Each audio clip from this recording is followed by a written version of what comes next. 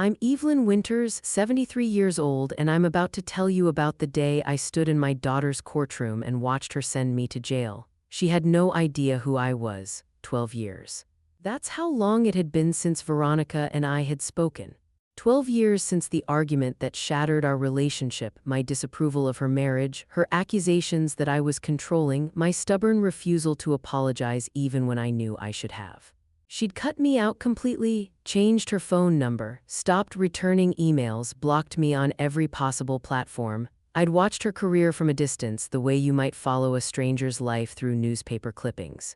Legal journals, court records. She'd risen to county judge in Allentown, Pennsylvania, a position that should have filled me with pride. Instead, 3 months ago, I sat in FBI Special Agent Sarah Wheeler's office in Philadelphia, staring at financial records that made me physically sick. My daughter was taking bribes, not small favors, not minor ethical lapses. Systematic, calculated corruption, jailing innocent people on fabricated charges to clear properties for a real estate development scheme. 47 families targeted, millions in fraudulent transfers, civil rights violations that would disgust any decent person. We have evidence, Wheeler had said, spreading bank statements across her desk, property transfers. Suspicious patterns, but no direct proof linking Judge Winters to the conspiracy. No recordings of her coordinating with Preston Kane, the developer behind this. No witnesses willing to testify against a sitting judge. She'd looked at me across that desk, her expression careful. We need someone inside, someone who understands judicial procedure, someone Kane and your daughter won't suspect.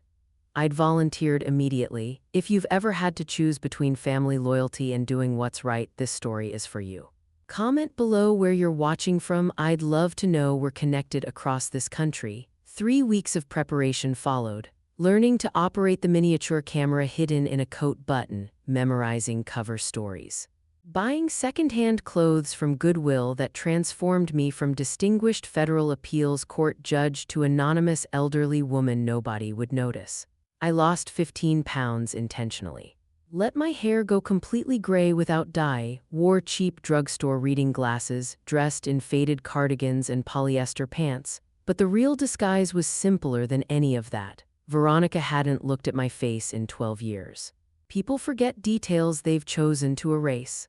On October 15th at 9:30 in the morning, I stood on Maple Street in Allentown's old Fairgrounds district, watching Preston Kane approach an elderly black man sitting on his porch. Frank Martinez, 72 years old, Vietnam veteran, owner of 417 Maple Street for 40 years. This property's been condemned, old man, Kane said, his voice loud enough to carry down the block. City says it's uninhabitable. You got 72 hours to vacate. Frank held up papers with trembling hands. Judge already denied your eviction motion last month, says my house is structurally sound. I got the ruling right here. That was a different judge. Kane smiled, the kind of smile that doesn't reach the eyes. New motion, new judge, new outcome, you'll see. I ain't going nowhere. Kane grabbed Frank's collar, shoving him against the porch railing.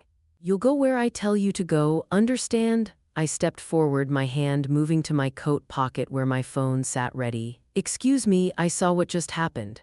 Kane released Frank, turning toward me with predatory assessment. Who the hell are you? I'm a witness. You just assaulted this man. Kane laughed. Lady, you look lost. This is private property business. Move along before you get hurt. But I didn't move.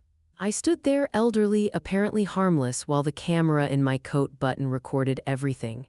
2 hours later, Frank Martinez and I both received court summons. Emergency hearing, 2 p.m., presiding judge. The Honorable Veronica Winters, my daughter, Wheeler called me at 1:30. Are you sure about this? If she recognizes you, she won't, I said. She hasn't looked at me in 12 years. She's not going to start now. At 1:45, I walked into Allentown County Courthouse wearing my disguise and my FBI-authorized recording equipment, ready to see what my daughter had become.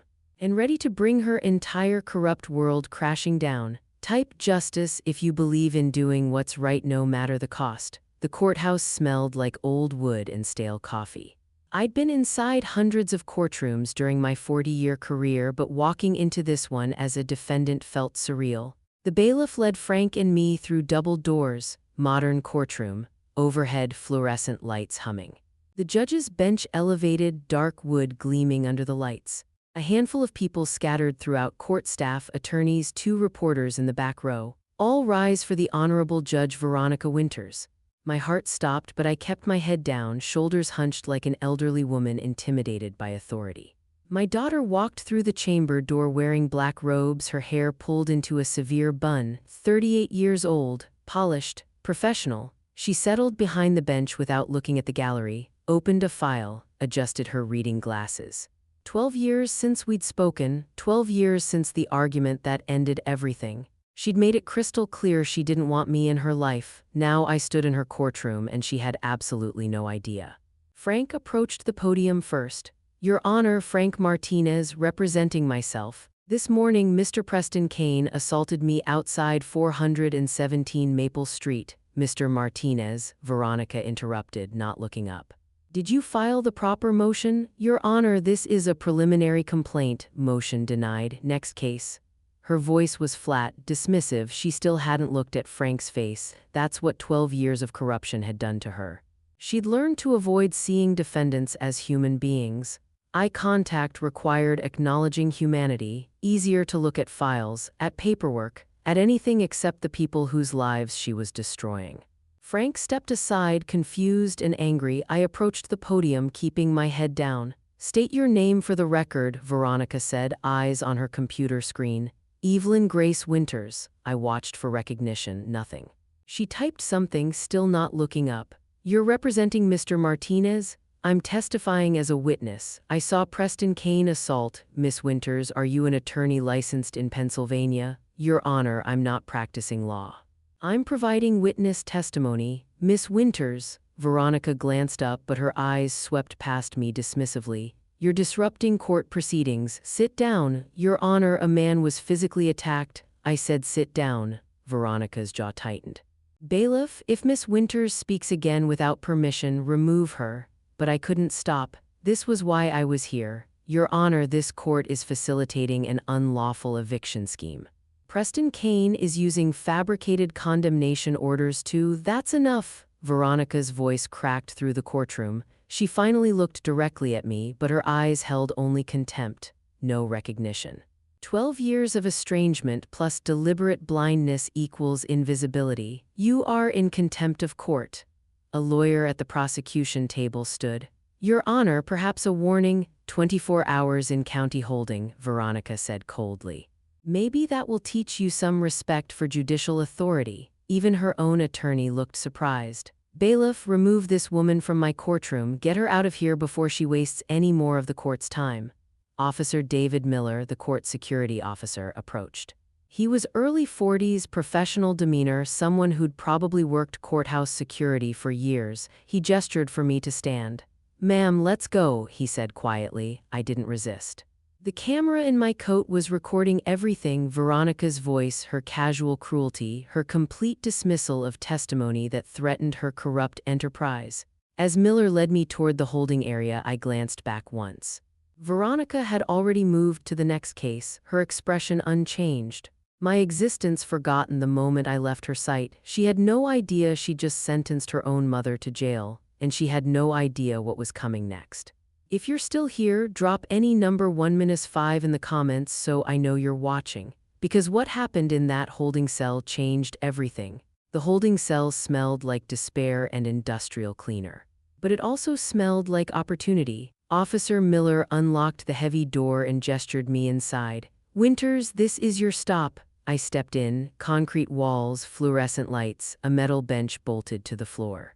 Small barred window near the ceiling. 2 women already occupied the space. The younger one, maybe 22, thin, clutching a manila folder like a lifeline, looked up with red-rimmed eyes. The older woman, mid-40s with short graying hair, sat against the wall with the weary posture of someone who'd been through this before. The door closed behind me, the lock clicked. Miller's footsteps echoed down the corridor. The older woman studied me. What you do, jaywalk? I sat on the bench. Contempt of court, told the truth. She laughed bitterly. Yeah, that'll do it in Judge Winters' courtroom. The younger woman looked up. You had Judge Winters too? Just now, about 30 minutes ago. Welcome to the club. The older woman extended her hand. Darlene Wolfe, I shook it. Evelyn, the younger woman didn't offer her hand, just held that folder tighter. Amber Reed, what are you in for, Amber? Her voice was barely a whisper. I missed a court date. I was at my mother's funeral. Judge Winters gave me 60 days. 60 days for missing court while burying your mother. I kept my expression neutral, but inside rage built. And you, Darlene, 45 days for a $50 parking ticket I couldn't pay, lost my job while I was locked up, lost my apartment. My kids are with my brother now. I thought about the small recording device hidden behind my ear, documenting everything. Wheeler would hear this. The FBI would hear this. How long have you been here? 3 days, Darlene said. Amber's been here a week. Amber's hands trembled on the folder. I was supposed to start my paralegal certificate program. I had a scholarship. They gave my spot to someone else. What's in the folder, Amber? She hesitated, then slowly opened it. Papers spilled onto her lap, foreclosure notices, bank statements, letters with Cedar Consulting LLC letterhead. My public defender said to throw these away, that they didn't matter. But I kept everything. She looked at me with desperate eyes. They took our house. Judge Winters signed the foreclosure order. My mom died 6 months after we lost it. The stress. Her voice broke. I leaned forward carefully. Can I see? She handed me a document, foreclosure notice for a property on Oak Street, signed by Judge Veronica Winters. Date, 8 months ago. Reason, unpaid property taxes. But attached was a receipt showing those taxes had been paid in full. This says you paid. We did pay, but the city said they lost the records and the house was already sold at auction before we could prove anything. Who bought it? Preston Kane Development. There it was. The connection Wheeler had told me about. Kane, Veronica, Cedar Consulting. A pipeline designed to steal homes and jail anyone who resisted. Darlene spoke up. My brother Marcus lost his house the same way. Judge Winters signed his foreclosure too. He'd lived there 30 years, paid off. Then suddenly the city claimed he owed back taxes, took it in 3 months. I pulled out another paper from Amber's folder. Cedar Consulting LLC payment receipt, $150, payee redacted, but the pattern was there. Amber, would you be willing to testify about this in federal court? She looked confused. Who would listen? Someone will. I promise you. Who are you? I met her eyes. Someone who keeps promises. Footsteps approached outside. A guard called through the bars. Wolf, your ride's here. Darlene gathered her things, turned back to me. Good luck. You're going to need it with Judge Winters. What's your brother's full name? Marcus Wolfe. Why, I want to help him get his house back. She laughed without humor. Lady, no offense, but you're in a jail cell. Not for long. The guard opened the door. Darlene left, now just Amber and me. Amber's voice was small. Are you really going to help us? Yes. How? You'll see very soon. I glanced at the clock on the wall, 3:47. In 13 minutes, Veronica's phone would ring. Someone would call her about a problem with my intake paperwork. Veronica would discover she just jailed a federal appeals court judge, her own mother, and her world would begin to end. I looked at Amber. Keep those documents safe. The FBI is going to need them. The FBI, trust me. The clock ticked forward, 3:48, 12 minutes. Comment countdown if your heart is racing right now because everything's about to explode. I didn't know what was happening in Veronica's chambers while I sat in that holding cell. But later weeks after the arrests, during FBI debriefing sessions, Agent Wheeler told me exactly what transpired at 3:25 p.m. on October 15th. Veronica had returned to her chambers, still irritated about the disruption I'd caused. She'd poured coffee, settled behind her desk, ready to review afternoon files. Her husband Leon would pick her up at 5 o'clock. They had dinner reservations, but something nagged at her, that woman's voice. The name, Evelyn Winters. I'd kept my maiden name after marrying Veronica's father. Wheeler told me later, reconstructing events from courthouse security footage and computer logs, that Veronica had kept it too after marrying Leon. Common last name, sure, but combined with Evelyn Grace. According to Wheeler, Veronica had pulled up the county booking system, something judges rarely did personally. She'd typed my name into the search bar. The record appeared immediately.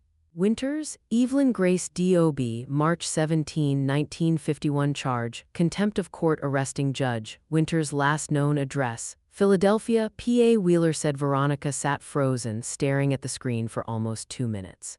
Then she'd pulled up my driver's license photo from the DMV database, a privilege judges technically weren't supposed to use for personal reasons, but Veronica had stopped caring about ethical boundaries years ago. My photo appeared, taken 3 years earlier, heavier, professionally styled hair, expensive clothes, but unmistakably me. The security camera in her office caught her putting her head in her hands. Wheeler said she sat like that for 5 minutes.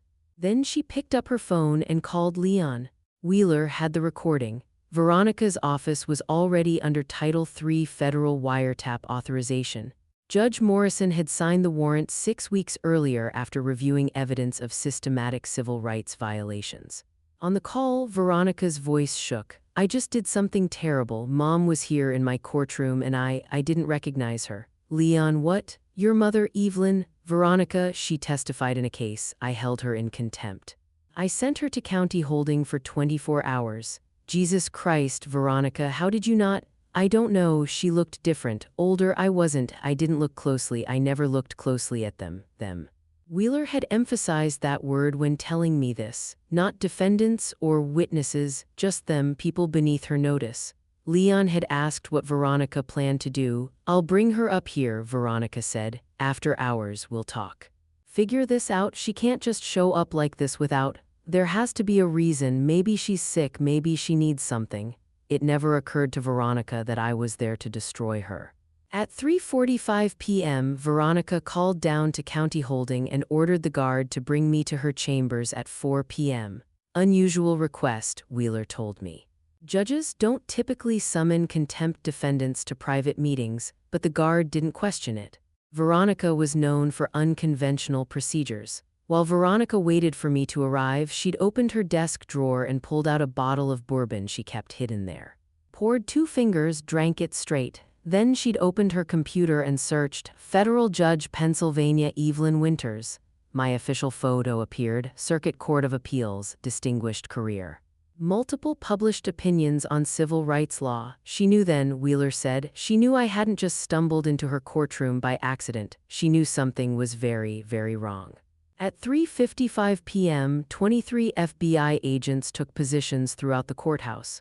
Not in Veronica's chambers, not yet, but in hallways, stairwells, exits, waiting for my signal.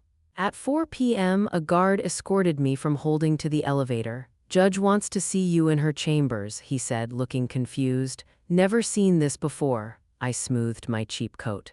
Checked that the recording device was still secure, and stepped into the elevator. My daughter was waiting, and she had no idea that in 22 minutes her entire world would end. Subscribe if you need to know what happened in that room.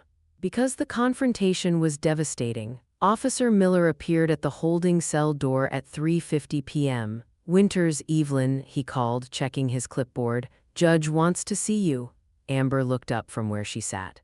Judges don't call people back after contempt. First time for everything, Miller said, looking puzzled. Let's go. I stood, smoothing my coat. My fingers brushed the recording device hidden in the lining, still active. Still transmitting to FBI monitoring stations 3 blocks away. Wheeler would be listening. 23 federal agents were positioned throughout the courthouse, waiting for my signal. Darlene had been right to tell me to be careful. That judge wasn't right, but what she didn't know was that I was about to make everything right. Miller led me down a corridor that smelled like industrial cleaner. We passed other holding cells, men in orange jumpsuits. Women waiting for bail hearings, the machinery of a justice system my daughter had corrupted. We reached the elevator. Miller pressed the button for the 4th floor. Never seen this before, he muttered. 20 years working here, never seen a judge summon someone from holding to chambers. You must have really gotten under her skin. Or she'd finally recognized me. I just told the truth, I said carefully. Miller glanced at me. Yeah, well, truth doesn't always go over well in that courtroom. The comment surprised me, a crack in his professional facade. Maybe Miller had noticed things over the years, patterns he couldn't explain. Defendants processed too efficiently, outcomes that didn't match evidence. The elevator rose slowly. 2nd floor, 3rd floor, I wondered what I'd find when those doors opened. Veronica angry, frightened. Still arrogant enough to believe she could control this? 12 years since we'd spoken. 12 years since she'd looked at my face with anything other than resentment. And now we'd meet again in her chambers. With FBI equipment documenting every word, with federal agents waiting in stairwells, the elevator stopped. 4th floor, Miller led me down a carpeted hallway, nameplates on heavy wooden doors. Judge Patterson, Judge Liu. Judge Winters, my daughter's name on polished brass. We stopped outside her door. Miller knocked twice. "Come in," Veronica's voice called. Miller opened the door but didn't enter. "The defendant you requested, Your Honor." "Thank you, Officer Miller, you can go." Miller hesitated. "You want me to wait outside, Your Honor?" "That won't be necessary. Close the door on your way out." He looked uncertain this violated standard protocol but nodded and stepped back. The door closed with a soft click, leaving me alone with my daughter for the first time in 12 years. Veronica's chambers were exactly what I'd expected. Law books lining walls, framed diplomas, a large desk positioned to establish authority. She sat behind it, still wearing her black robes, hands folded on the desktop. And she was looking directly at me, not the dismissive glance from the courtroom, not the contemptuous sweep of eyes that categorized and discarded. She was actually looking at my face, studying it. Recognition, fear, anger, confusion. "Hello, Mom," she said quietly. So she knew, had figured it out somehow in the 90 minutes since sentencing me. The question was, what did she plan to do about it? I stepped further into the room, my hand moving near my coat pocket where the recording device sat hidden. FBI protocol required me to get Veronica talking about the conspiracy, to confirm her knowledge, to document her participation in words that couldn't be explained away. "Hello, Veronica." She studied me for another long moment. "You look different, older, thinner. 12 years will do that. Why are you here?" Her voice was controlled, but I heard the tremor underneath. "In my courtroom, in those clothes, testifying for some homeless veteran." Why? I could have answered gently, could have appealed to whatever remained of the daughter I'd raised, but gentleness wouldn't get the confession the FBI needed. "Because 47 families have been systematically destroyed by corruption in this courthouse," I said, "and I came to find out if my daughter was part of it." Veronica's expression hardened. "Get out." "No," I said, "get out. I can add another 24 hours. You can't." I stepped closer. "Because I'm not actually in contempt, Veronica. I'm a federal circuit court judge, and I've been working with the FBI for 3 months. The color drained from her face.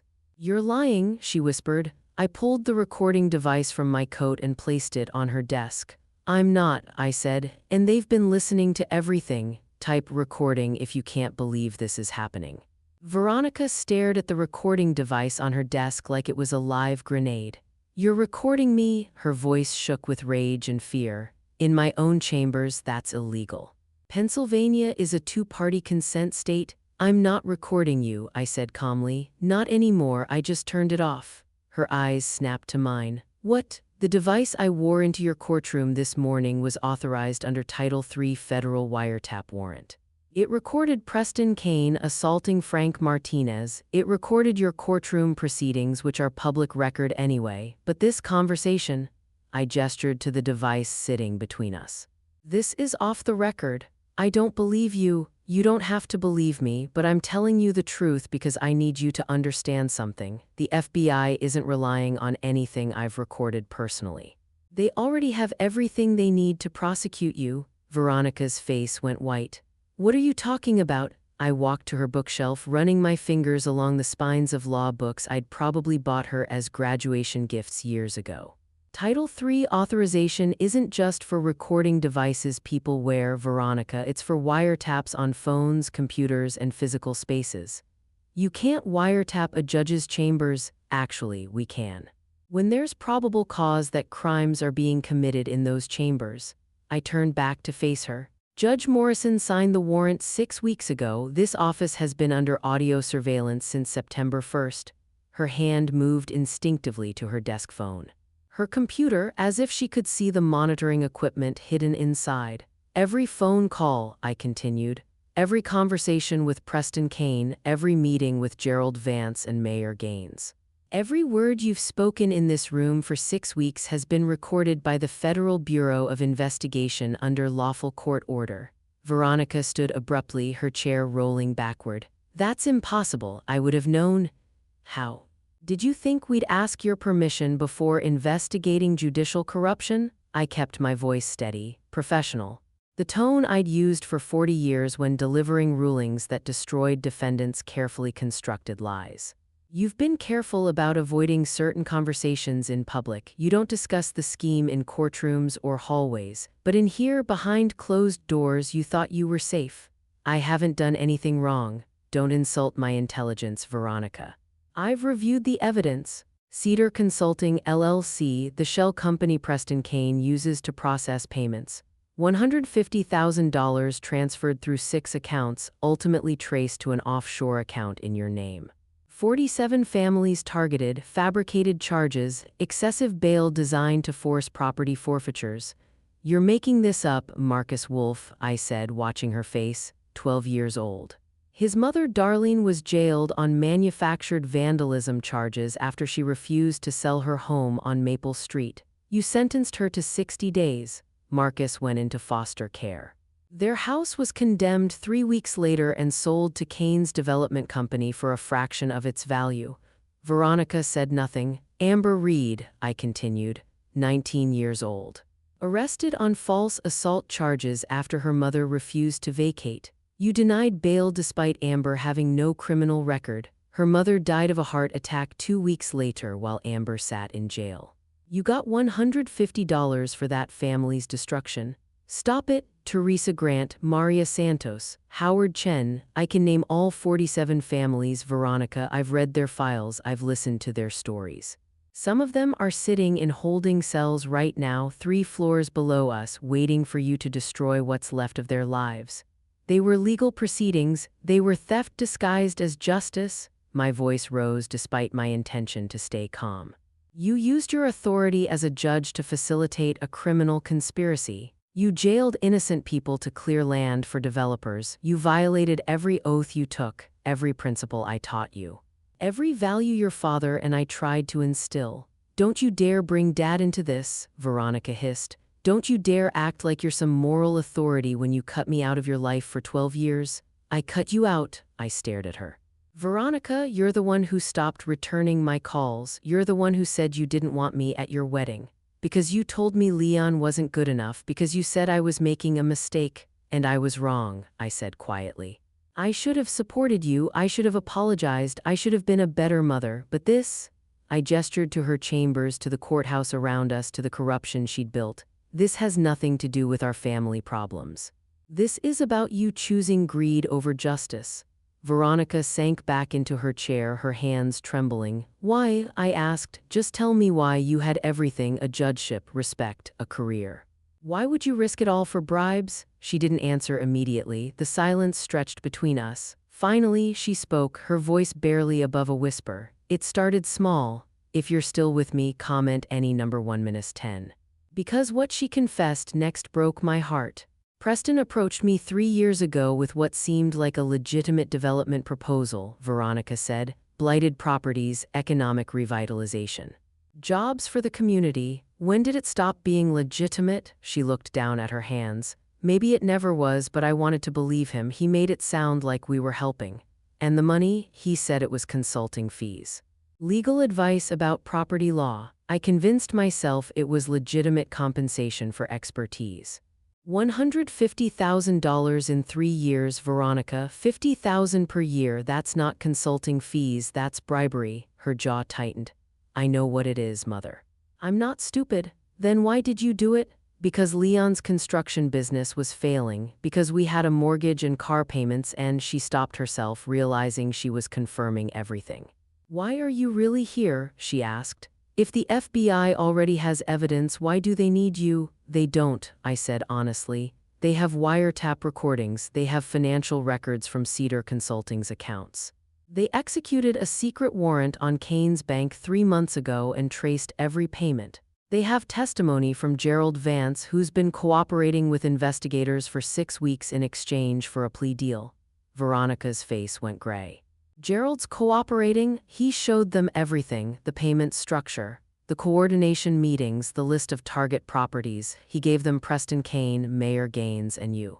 In exchange, he'll get 5 years instead of 20. That bastard, he's smarter than you, apparently. He saw the walls closing in and made the rational choice. I leaned forward. The FBI didn't need me to gather evidence against you, Veronica. They already had enough to convict. I'm here because when Agent Wheeler showed me what my daughter had become, I needed to see it for myself. So this whole thing showing up at Frank's eviction, testifying in my courtroom, getting thrown in holding, that was all just you playing detective? No. That was all exactly what it appeared to be. I witnessed Preston Kane commit assault. I attempted to testify. You held me in contempt and jailed me. Everything that happened today was real. But you came here planning this. You came to Allentown specifically to find out if the evidence was true, I interrupted. To see if my daughter had really become the kind of judge who would jail innocent people for money.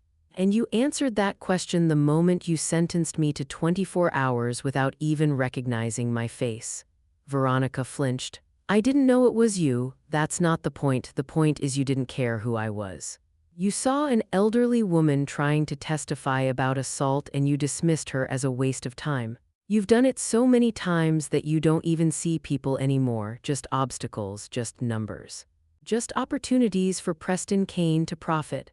I never hurt anyone. Marcus Wolfe was 12 years old when you sent his mother to jail. Amber Reed's mother died while her daughter sat in a cell because of charges you knew were false. Teresa Grant's children went hungry while she served 60 days for a crime that never happened. My voice shook with fury I'd been suppressing for hours. You hurt 47 families, Veronica. You destroyed lives. You violated every principle of justice to line your pockets and help your husband's business. I know, she whispered. God help me, I know what I've done. Footsteps in the hallway, multiple sets, moving with purpose. Veronica heard them too, her eyes went wide. What's happening? I stood. Special Agent Sarah Wheeler and 22 federal agents are about to enter this room with arrest warrants for you, Preston Kane and Mayor Gerald Gaines. You're being charged with racketeering, civil rights deprivation under color of law, wire fraud, honest services fraud, bribery, and conspiracy. Mom, don't call me that, not now. A knock at the door. Sharp, official. Judge Winters, Wheeler's voice called from outside. FBI, we have a warrant. Veronica looked at me with tears streaming down her face. Please. I walked to the door and opened it. 20 agents in FBI windbreakers flooded into the chambers. Wheeler entered first, holding a document. Veronica Winters, you're under arrest for violations of Title 18 United States Code, including conspiracy to commit racketeering and deprivation of civil rights under color of law. As Wheeler read the Miranda warning, 2 agents moved to handcuff my daughter. Veronica looked at me one last time. I'm sorry, I said nothing, because some apologies come too late. Subscribe if you believe justice matters more than family loyalty, because the story doesn't end here, it gets even more intense.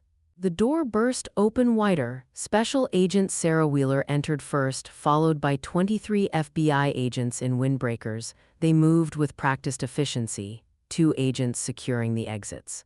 Others positioning themselves around Veronica's desk, cameras documenting everything. Veronica's face went white. She looked from the agents to me, then back to the recording device still sitting on her desk between us.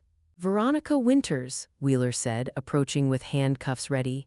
You're under arrest for violations of Title 18 United States Code, including conspiracy to commit racketeering and deprivation of civil rights under color of law.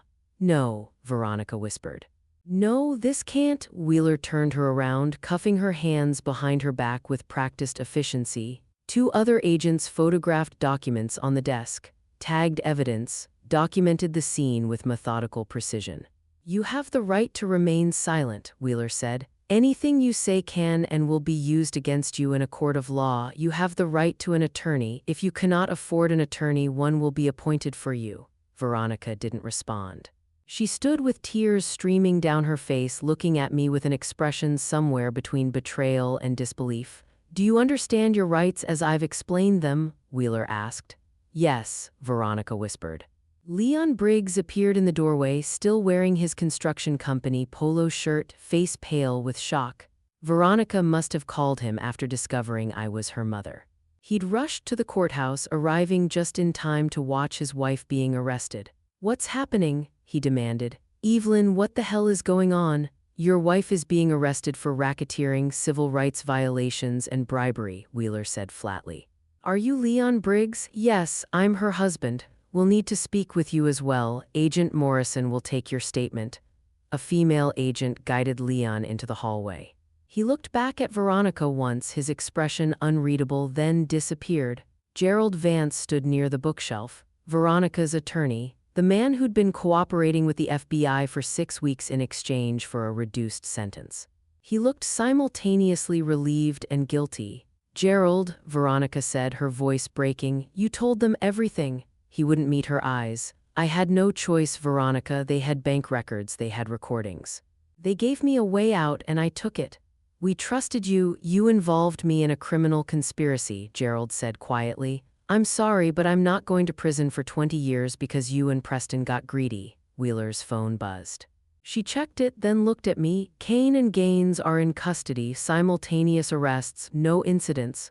Preston Kane arrested at his office, Mayor Gaines arrested at City Hall, 3 arrests.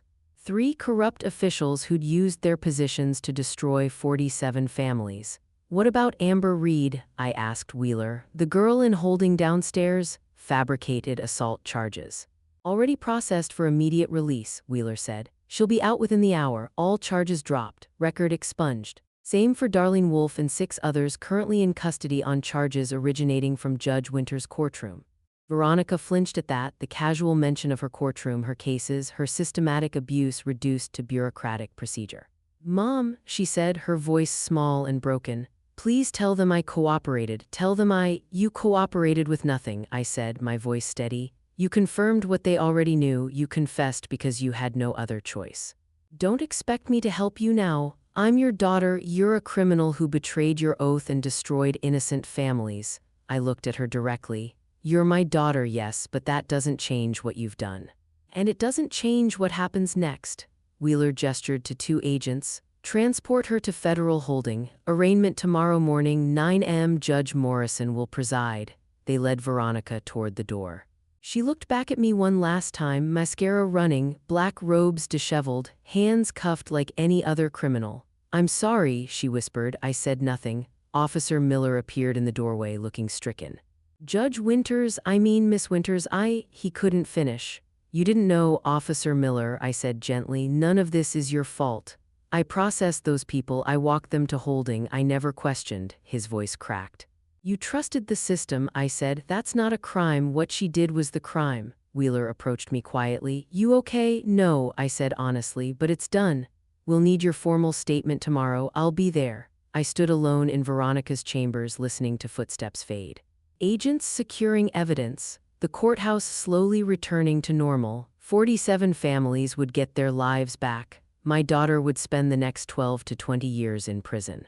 And I would spend the rest of my life wondering if I'd made the right choice. Type freedom if you believe Amber and the others deserve to be released immediately. Amber's release. Amber Reed had been in that cell for 3 days. She walked out in 3 minutes. I stood in Helen Porter's office, the courthouse administrator. She typed frantically, pulling up case files. Justice Winters, I'm processing the release, but there are procedures. Normally 48 hours for contempt. How long? I interrupted. Tomorrow afternoon at earliest. Helen, Judge Winters has been arrested for corruption. Every sentence she issued today is suspect. Release Amber Reed immediately. I don't have that authority. Then who does? Chief Judge Kaplan. He's in Harrisburg until tomorrow. I pulled out my phone. What's his number? She wrote it down. I dialed. Judge Kaplan, gruff voice. Cautious? Judge Kaplan, this is Justice Evelyn Winters, 3rd Circuit. I need you to authorize emergency release of all defendants sentenced today by Judge Veronica Winters. The sentences are tainted by corruption. Silence. Then. Send me the documentation. I'll sign within the hour. Thank you. Helen's fingers flew across the keyboard. 5 minutes later, a release form printed, signed, stamped, footsteps in the stairwell. Officer Miller appeared with Amber beside him. She looked confused, frightened. What's happening? Am I being transferred? Miller's voice was gentle. No, Miss Reed, you're being released. Released, but I have 57 days, not anymore. Amber saw me. You from the cell? My name is Evelyn Winters. Her eyes widened. Winters, like Judge, I'm her mother and I'm a federal appeals court judge and I kept my promise. Tears filled her eyes. How? Judge Winters has been arrested. Your sentence is vacated, but I need you to do something. I handed her a business card, Agent Wheeler's number. Those documents you showed me testify to the FBI. She clutched the card. Will I be safe? I'll make sure of it. And Amber, you wanted to be a paralegal. When this is over, call me. I'll help you finish your degree. Why are you doing this? Because someone should have a long time ago. Miller escorted us to the entrance. Outside, news vans lined the street, reporters gathering. There are reporters, Miller said quietly. I am not making a statement, I said. I looked at Amber, but you can if you want. We pushed through the doors, camera flashes. Microphones thrust forward. Justice Winters, can you confirm your daughter's arrest? I kept walking. Miss, were you in Judge Winters' court? Amber stopped, turned to the cameras. I stepped back, let her have this. Yes. Her voice grew stronger. I was sentenced to 60 days for missing court. I missed it because I was at my mother's funeral. Today I was released because someone finally listened. Questions erupted. She held up her hand. Judge Winters took 3 months of my life. She took my chance at school, but she didn't take my voice. And now people are listening. I watched from the steps. This young woman shouldn't have needed rescuing, but she'd survived, and now she was speaking. My phone buzzed. Wheeler, Kane arrested at airport, bail hearing tomorrow 9 a.m. Can you testify? I typed back yes. Amber finished, walked back to me. What happens now? Now you rebuild your life and you help us make sure this never happens to anyone else. She nodded. Thank you, Justice Winters. Go home, Amber. Get rest. Agent Wheeler will call tomorrow. I watched her walk down the steps. Free. My phone buzzed again. Kane denied bail, moving on mayor tomorrow. I looked back at the courthouse where my daughter had sold justice. Where she'd destroyed lives. Tomorrow we'd dismantle the rest of the machine. Comment, rebuild if you believe communities deserve justice and restoration. Preston Kane made it 40 feet from his private jet before the FBI caught him. The next morning, I sat in federal court. Judge Morrison presided, silver hair, steel expression, the kind of judge who'd built a career on not being impressed. United States versus Preston Arthur Kane. Bail hearing, he looked down at the file. Mr. Kane, you're charged with conspiracy to commit racketeering, bribery of a public official, and wire fraud. How do you plead? Kane stood in an expensive suit, still defiant. Not guilty, Your Honor. Prosecutor Sarah Mitchell rose, sharp voice. Efficient. Your Honor, Mr. Kane was apprehended at Lehigh Valley International Airport attempting to board a private flight to the Cayman Islands with $400,000 in cash and falsified documents. He is an extreme flight risk, Kane's attorney objected. My client is a respected businessman with deep community ties, Your Honor, Mitchell interrupted. The prosecution calls Justice Evelyn Grace Winters. I walked to the witness stand. Raised my right hand, sworn in, Mitchell's voice was clear. Justice Winters, please describe what you witnessed on October 15th. I witnessed Mr. Kane approach Frank Martinez, a 72-year-old veteran who was sitting peacefully on his own porch. Mr. Kane shoved him without provocation. When I identified myself as a witness, Mr. Kane threatened me and later filed a false police report claiming Mr. Martinez had attacked him. Kane's attorney stood. Objection. Justice Winters was dressed as a homeless woman. Her credibility, Judge Morrison cut him off. Overruled. Justice Winters' attire doesn't affect her credibility as a federal judge. Continue. Mitchell held up documents. Your Honor, we have financial records showing Mr. Kane paid Judge Veronica Winters $150,000 over 14 months to expedite foreclosures and incarcerate residents on fabricated charges.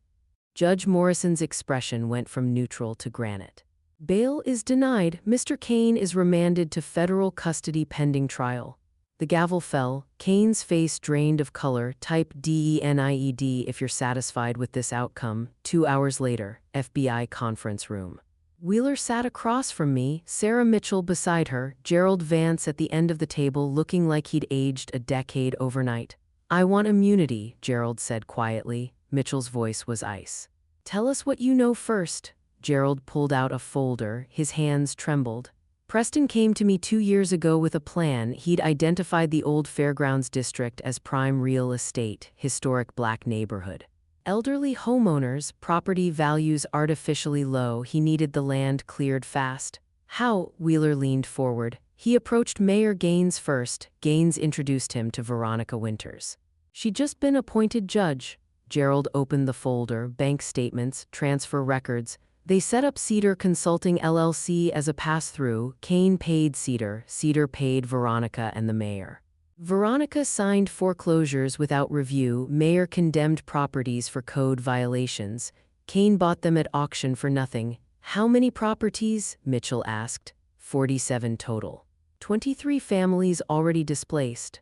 I kept my face neutral, but inside something twisted. My daughter had done this to 47 families, and the incarceration pipeline. Wheeler's voice was quiet. Gerald looked down at his hands. That was Veronica's idea. Anyone who protested got minor charges: trespassing, disorderly conduct, contempt. She'd sentence them to jail. While locked up, they'd miss mortgage payments, court dates, lose jobs. Then foreclosure became easy. The room went silent. Wheeler's phone buzzed. He stepped out, returned 2 minutes later. Agents just arrested Mayor Gaines at his office. An hour later, I walked through the FBI building hallway. Mayor Gaines stood there in handcuffs between two agents, mid-50s, expensive suit wrinkled, face red with anger. He saw me, stopped. "You're Veronica's mother." I didn't answer, kept walking. "This is a political witch hunt," he called after me. I stopped, turned back, looked at him. He seemed to expect a response. I gave him 3 seconds of silence. Let him see exactly what I thought. Then I turned and kept walking. "Some people don't deserve your words." Outside, I called Wheeler. "The $67 million in seized assets, you said we could petition for a community trust?" "Yes." "For victim restitution?" "I want to draft that motion myself." "I was hoping you'd say that." I looked back at the federal building, Kane inside awaiting trial, Mayor being processed, Gerald trading testimony for leniency. The machine was coming apart piece by piece, but the work wasn't finished. 47 families still had no homes, and my daughter sat in a cell waiting to face what she'd done. Tomorrow, we'd start rebuilding. Subscribe if you believe in restoration, not just punishment. By the third day, the story had gone national. My daughter's face was on every news channel. I sat in my hotel room watching CNN, MSNBC, local stations. Federal judge goes undercover to expose daughter's corruption. Allentown foreclosure scandal, 47 families targeted. Veronica's arraignment played on loop. Orange jumpsuit, shackled, eyes down. Federal Judge Morrison reading charges, bail denied. The camera caught one moment, Veronica glancing toward the gallery. Our eyes met. Half a second, she looked away. My phone rang constantly. 60 minutes. NPR, Washington Post. I declined them all. This wasn't about me. On the fourth evening, I walked into Miller's Diner in Old Fairgrounds, red vinyl booths, checkered floor, the smell of coffee and pie, more than 50 people packed inside, former defendants. Foreclosure victims, all waiting. A man in his 60s stood. "Justice Winters, I'm Howard Pierce, Allentown Morning Call. I organized this." "Thank you," he gestured to a microphone. "Folks, this is Justice Evelyn Winters." Applause. I raised my hand. "Please, I'm here to listen." An older black man stood in back, dignified, gray beard. "Ma'am, I'm Marcus Wolf, Darlene's brother." I recognized the name. "Mr. Wolf, your house." 30 years I lived there. "Paid it off in 2015. City claimed I owed back taxes. I showed receipts. They said records were lost. Judge Winters signed foreclosure in 10 minutes. 10 minutes to erase 30 years. We're getting your house back." "I promise." A young woman stood, 2 children beside her, late 20s, exhausted. "Teresa Grant, Judge Winters gave me 90 days for shoplifting $30 of groceries. I was feeding my kids, lost my job. Lost my apartment. My kids went to foster care for 2 months. The little girl, maybe 7, held her mother's hand tight. I knelt to her level. "What's your name?" "Emma." "Emma, your mom is brave. What happened wasn't fair. We're going to make it better." Teresa wiped her eyes. "How?" I stood. "The FBI seized $67 million in assets. We're petitioning to place it in a community trust for restitution, to return homes. To rebuild." Howard stepped forward, held up documents. "Justice Winters, I've been investigating this for 2 years. I have emails between Mayor Gaines and Preston Kane. They specifically targeted this neighborhood because it's historically black. They thought residents wouldn't fight back. Anger rippled through the room. We're adding civil rights violations to the charges, I said. This wasn't just corruption. It was racial targeting, Marcus spoke. When do we get our homes back? Trust fund hearing next week. If approved, restitution begins immediately. Mr. Wolf, your house is still standing. You'll be among the first to return. The next afternoon, I walked Old Fairgrounds with Wheeler. November wind bit through my coat. Empty lots, boarded windows, construction equipment idle. Wheeler checked his tablet. 31 properties standing, 16 demolished. Can we rebuild the 16 with $67 million? Yes, time, but yes. We stopped at 417 Maple Street, Marcus Wolf's house, 2-story. White paint peeling but solid. He'll be back within a month, Wheeler said. I looked down the street, saw what this neighborhood had been, what it could be again. This is what justice should look like, restoration, not punishment. Wheeler's phone buzzed. Mayor Gaines just entered a guilty plea, cooperating against Kane. Good. We walked back, my phone rang, unknown number, Justice Winters, Federal Bureau of Prisons. Your daughter Veronica Winters has requested a visit. Will you come? I stopped walking. 6 days since her arrest, 6 days since I'd seen her. Ma'am, yes, I'm here. Will you come? 47 families, Marcus, Teresa, Emma. The work ahead, my daughter in a cell, I don't know. She's asked every day. I wanted you to know. Silence, waiting. Tell her I'll think about it. Yes, ma'am. I hung up. Wheeler watched. You okay? No. But I will be. Comment any number 1-20 if you're wondering whether I should visit her. Because this decision haunted me for months. 10 days after my daughter's arrest, I sat in the front row of Judge Morrison's federal courtroom. Sarah Mitchell stood at the prosecution table, files stacked precisely. Wheeler sat beside me, fingers drumming against his briefcase. Morrison looked up. Mrs. Winters, you've proposed something unprecedented. A $67 million community trust fund built from seized corruption proceeds. Walk me through it. I approached the podium carrying only my handwritten notes. Your Honor, 18 U.S.C. Section 981 prioritizes victim restoration before Treasury forfeiture. These families were targeted because they owned land developers wanted. I propose 5 purposes. Morrison nodded for me to continue. First, return all 31 standing properties to original owners free and clear. Second, compensate families whose 16 demolished homes can't be returned fair market value plus relocation costs. Third, rebuild those 16 homes on available lots in the district, matching original architecture where possible. I paused, glancing at Marcus in the gallery. Fourth, establish a legal aid center in the neighborhood to prevent future exploitation. Fifth, create an economic development fund for local businesses, not outside developers.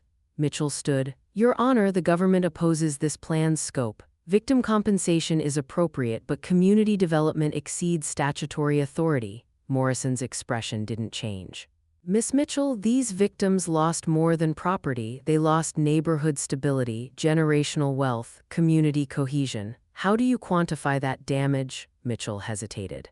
The government withdraws its objection, Your Honor. Morrison turned back to me. Who administers this trust? A 7-member community board. I recommend Marcus Wolf, whose home still stands.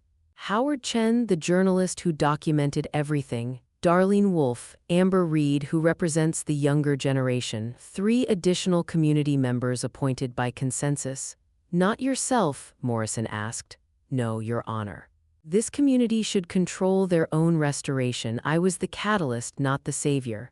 Morrison addressed Marcus directly. Mr. Wolf, you were 12 years old when your house was condemned. What do you want? Marcus stood. His voice steady. I want my house back, Your Honor, the one with the porch my grandfather built in 1967. It's still standing on Maple Street. I want to bring my mother home. Morrison closed the file. The court approves the Community Trust Fund as proposed. All 31 properties return to original owners immediately. 16 compensation packages will be calculated at fair market value plus documented expenses. Rebuilding begins within 90 days subject to community board approval of designs. The Legal Aid Center receives 20% of remaining funds. Economic development grants require quarterly reporting. He looked around the courtroom. This trust operates under 10-year court monitoring with quarterly audits. The board meets monthly, minutes filed publicly. Any developer approaching board members faces immediate investigation. This community was nearly destroyed by greed disguised as justice. We're rebuilding it with justice disguised as mercy. His gavel fell, so ordered. Outside, Marcus hugged Darlene while Howard made calls about property inspections. Amber stood with Frank, both of them crying. Mitchell approached me carefully. That was decent of you. Declining the board seat, they didn't need me controlling their future, I said. They need their power back. Wheeler touched my elbow. Judge Morrison signed something else. He handed me a document. Visitor authorization for FCI Allentown, valid immediately. My daughter's prison, the place I'd been avoiding for 10 days. She's been asking for you, Wheeler said quietly. Every day. I folded the pass into my pocket. The courtroom had emptied. Through the windows, I could see Marcus pointing at something across the street, probably his house. Probably imagining his mother standing on that porch again. I'd exposed the corruption, triggered the arrests. Proposed the restoration. I'd done everything a federal judge could do. Now I had to do the one thing only a mother could do. I'd avoided this long enough. Type visit if you think I should go see her. Type wait if you think she needs more time alone first. The Federal Correctional Institution sat 20 minutes outside Allentown, surrounded by razor wire and procedural coldness. I surrendered my phone. Walked through metal detectors, signed paperwork. A guard checked my visitor authorization twice before leading me down a corridor that smelled like industrial cleaner. The visiting room had a glass partition. Telephones mounted on either side, plastic chairs bolted to the floor. Veronica appeared through the opposite door. She'd lost weight. No makeup, hair pulled back severely. The orange jumpsuit made her look younger somehow, more like the daughter I'd raised than the judge I'd arrested. She picked up her phone. I did the same. I didn't think you'd come, she said. I didn't think I would either. 6 months had passed since Judge Morrison approved her plea agreement, 20 years in federal prison. Parole eligible after 12. Her attorney had called it merciful. I'd called it adequate. Marcus moved back into his house last month, I said. Darlene cried for 2 hours on that porch. Amber started community college. Criminal justice degree. The Legal Aid Center opens in September. Veronica's hand trembled against the phone. That's good. 47 families got their properties back or received compensation.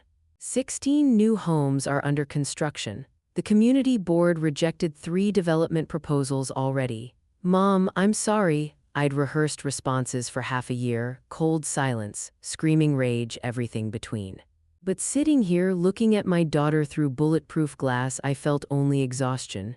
Are you sorry you did it? I asked. Or sorry you got caught? She flinched. Both. At least that's honest. Veronica pressed her palm against the glass. Preston approached me 3 years ago. He showed me development plans, talked about revitalizing blighted areas, bringing jobs. I believed him at first. I actually believed we were helping. When did you stop believing? After the 6th family. Maybe the 10th. The money made it easier not to think about their faces. You could have come to me. Would you have helped me? I considered lying, offering maternal comfort through telephone wires and glass barriers. But Veronica deserved honesty. I would have told you to turn yourself in, I said. I would have recommended an attorney, possibly negotiated a cooperation agreement. I would have helped you do the right thing. That's not the same as protecting you from consequences. She nodded slowly. Leon hasn't visited. He sent divorce papers last month. I know, he called me before filing. Did you tell him to leave me? I told him to do what he needed to do. Veronica wiped her eyes with her sleeve.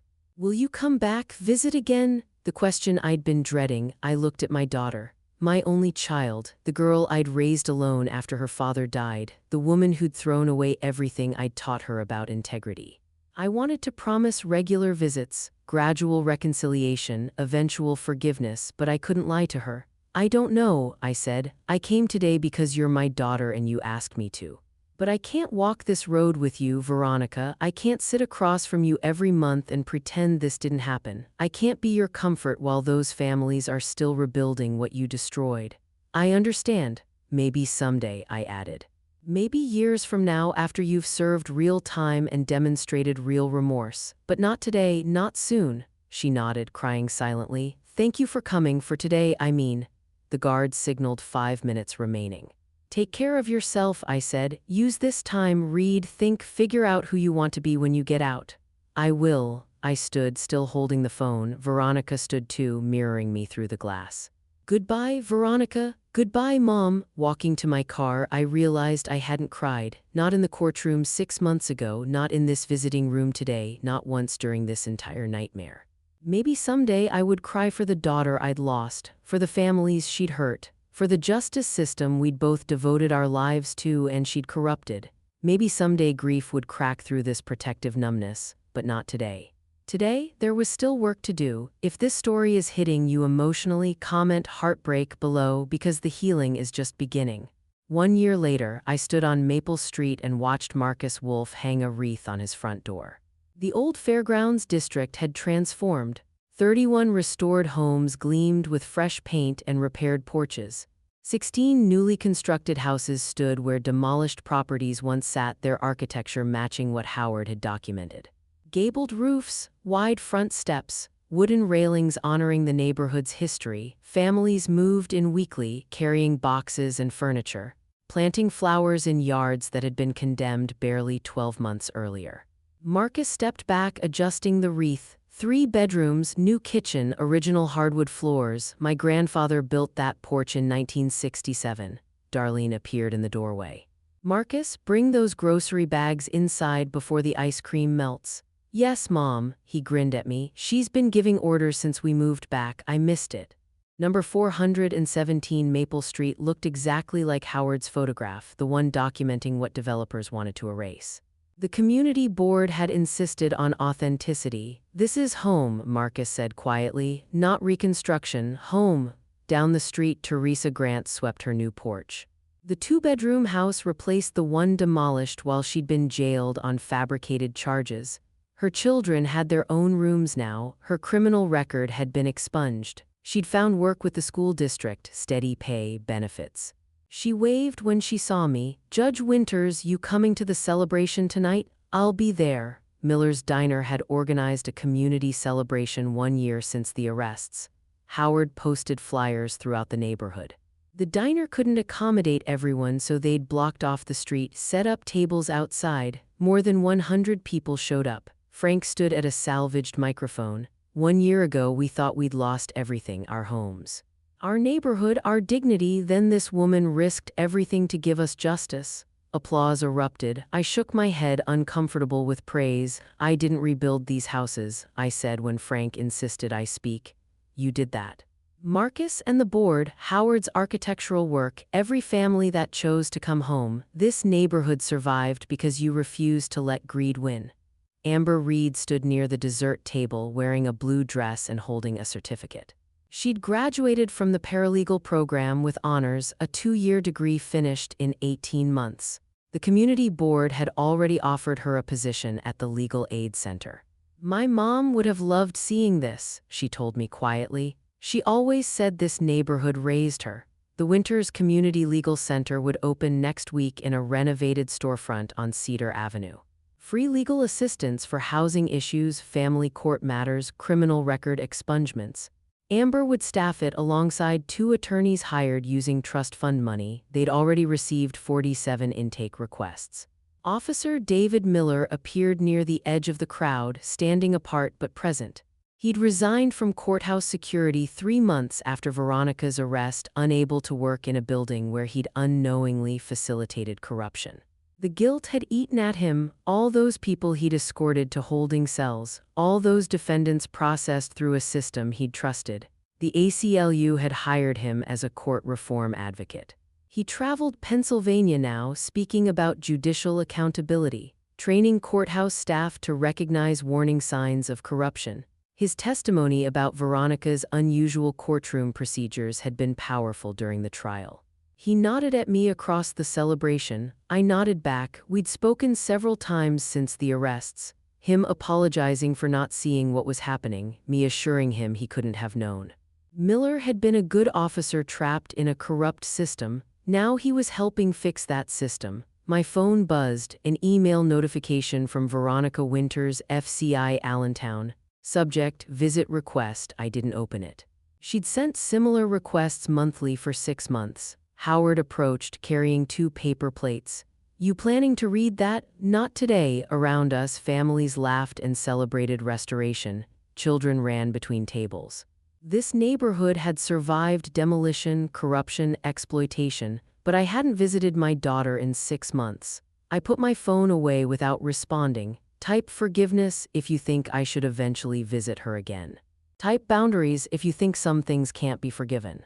18 months since I'd looked at my daughter's face through bulletproof glass. Part of me wondered if I'd ever be ready, the other part wondered if it really mattered. I deleted 23 visit requests over 12 months. Each email from Veronica asked the same thing: would I come back? Could we talk again? Was there any hope for us? I'd archived everyone without responding, telling myself I needed more time, more distance, more certainty about what forgiveness looked like, but certainty never arrives on schedule. The warden recognized me when I signed in. "She asks about you every month. Asks if you've stopped by." "I know, she'll be glad you're here." I wasn't sure I was glad. Walking down that familiar corridor, smelling industrial cleaner and institutional bleakness, I questioned whether 18 months was long enough or too long or completely irrelevant to whatever conversation waited behind that glass partition. Veronica appeared looking different than I remembered, healthier somehow, less haunted. She'd gained back the weight she'd lost. Her hair was styled rather than simply pulled back. When she picked up the phone, her hand didn't tremble. "You came," she said. "I came. I stopped expecting you after the 10th request. I stopped counting after the 15th. She smiled slightly, not happiness exactly, but something close to acceptance. "I've been doing therapy twice a week. The prison psychologist says I have work to do around accountability and shame." "Do you agree?" "Yes, I spent 3 years blaming circumstances, blaming Preston, blaming the system that made judicial corruption possible. But I made choices. Every signature, every jail sentence, every bribe, those were mine. I studied my daughter through bulletproof glass, looking for manipulation or performance. But her eyes held something I hadn't seen during our first visit: genuine remorse that went deeper than regret about consequences. "I work in the prison law library now," Veronica continued, "helping other inmates with appeals. Sentence reductions, clemency petitions. Last month I helped a woman get 10 years reduced because her trial attorney missed exculpatory evidence. That's good. It's nowhere near enough, but it's a start. Making wrong into right might be impossible," I said. "But making it better, maybe," Veronica nodded. "There's a woman here serving 25 years for drug conspiracy. She was convicted in Lehigh County 3 years ago. Different judge, different case. But when I read her file, I saw the same patterns: excessive bail, inadequate defense, sentencing that didn't match the crime. I've been helping her draft a post-conviction motion. Will it work? I don't know, but I have to try. These women, they're not abstract legal problems anymore. They're people whose lives got destroyed by a system I helped corrupt." I thought about Marcus and Darlene, Teresa and her children. Amber rebuilding her life from fabricated charges. Veronica had destroyed 47 families directly. How many others had suffered from judicial corruption she'd normalized or enabled? "The Legal Aid Center has handled 200 cases in 6 months," I said. "Amber Reed runs intake. She's good at it, understands what it feels like when the system targets you." Veronica flinched. "Does she hate me? I don't know. We don't discuss you." "That's fair." Silence stretched between us. Outside the visiting room, guards walked past. Someone laughed in another booth, normal sounds in an abnormal place.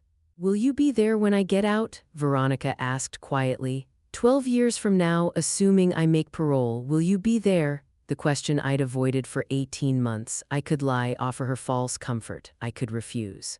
Maintain permanent distance. Or I could tell her the truth that I didn't know, because forgiveness doesn't operate on schedules or guarantees. "I don't know," I said. 12 years is a long time. I'll be 80 years old. You'll be 53. We'll both be different people than we are today, but maybe. Veronica pressed her palm against the glass like she'd done during our first visit. This time I matched the gesture, my hand against hers. "With bulletproof barriers between us, I didn't come here to forgive you," I said. "I'm not ready for that. I might never be ready, but I wanted to see if you're becoming someone I can recognize again." "Am I?" I looked at my daughter, older. Humbler, carrying shame like penance. She'd destroyed lives, including her own. She'd corrupted justice and betrayed everything I'd taught her. But sitting here talking about helping other inmates and accepting accountability, she looked less like the judge I'd arrested and more like the daughter I'd raised. "You're starting to," I said. Tears ran down Veronica's face. "Thank you, Mom." Mom, not Judge Winters or mother with formal distance, just Mom, the word she'd used as a child. "Just this once," I said. But we both knew I'd accepted it. The guards signaled our time was ending. Veronica wiped her eyes, straightened her shoulders. "Will you come back? I'll think about it." "That's more than I deserve." "Yes," I agreed. "It is." Driving back to Allentown, I thought about doors, some doors close forever. Locks change, keys thrown away, no amount of knocking will open them again. Some doors stay locked but remain capable of opening if the right combination appears. If enough time passes, if both sides decide the space between them matters less than connection, and some doors just need time. I didn't know which kind this was, but I was finally ready to find out. If you made it this far, comment doors below, because this ending matters. Final reflection. Looking back at everything that happened, I realized this story isn't just about corruption or justice. It's about the painful truth that family drama stories often teach us. Sometimes the people we love most are capable of the deepest betrayal. I'm 73 years old now, and if there's one lesson I've learned from this nightmare, it's this. Don't be like me. Don't wait until corruption destroys 47 families before you act. Don't assume your children absorbed your values simply because you raised them well. And most importantly, don't let love blind you to accountability. Many grandma stories involve protecting grandchildren or mending broken families. But this is one of those grandma stories where I had to choose justice over my own daughter. That choice nearly destroyed me, but it saved a community. These kinds of family drama stories remind us that real love sometimes means enforcing consequences, not avoiding them. The lesson here is clear. Integrity isn't negotiable even when it costs everything you love. Veronica didn't become corrupt overnight. There were warning signs I missed: the expensive lifestyle on a judge's salary, the defensive reactions when I asked about her cases, the gradual distancing from family values. I ignored them because confronting them meant admitting my daughter wasn't who I believed she was. Family drama stories like ours prove that accountability must come before loyalty. Among all the grandma stories you might hear, mine is different because I couldn't protect my daughter from herself. Sometimes real love means letting people face what they've done. I believe God gives us moments to choose between comfortable silence and difficult truth. I chose truth, and it shattered my family. But those 47 families got their homes back. That's what matters. My advice: don't wait for crisis to enforce your principles. Speak up when something feels wrong, especially if it involves family. Because silence protects nobody, it just delays the inevitable reckoning. Epilogue: 3 years later, Marcus Wolf's granddaughter plays on the porch his grandfather built in 1967. The Winters Community Legal Center has handled over 1,000 cases. Amber Reed is applying to law school. Teresa Grant's daughter Emma won a scholarship to Penn State. Preston Kane is serving 23 years in federal prison. Mayor Gaines is serving 15 years. Gerald Vance is serving 5 years and has been disbarred permanently. And Veronica, she has 9 years left. She works in the prison law library. She's helped secure early release for 17 women. She writes to me once a month. I visit her twice a year now, not because I've forgiven her, not because the relationship is healed, but because she's becoming someone I can recognize again. And maybe in another 9 years, when she walks out of that prison, we'll find out what kind of door this really was. The kind that stays closed forever. Or the kind that, with enough time and work and accountability, opens again. I don't know yet, but I'm no longer afraid to find out. If this story moved you, please like, share, and subscribe for more true stories about justice, family, and difficult choices. Comment below: would you have made the same choice I did, or would you have protected your daughter? And remember, you deserve safety, you deserve justice, and you're never too old to stand up for what's right, even when it costs you everything.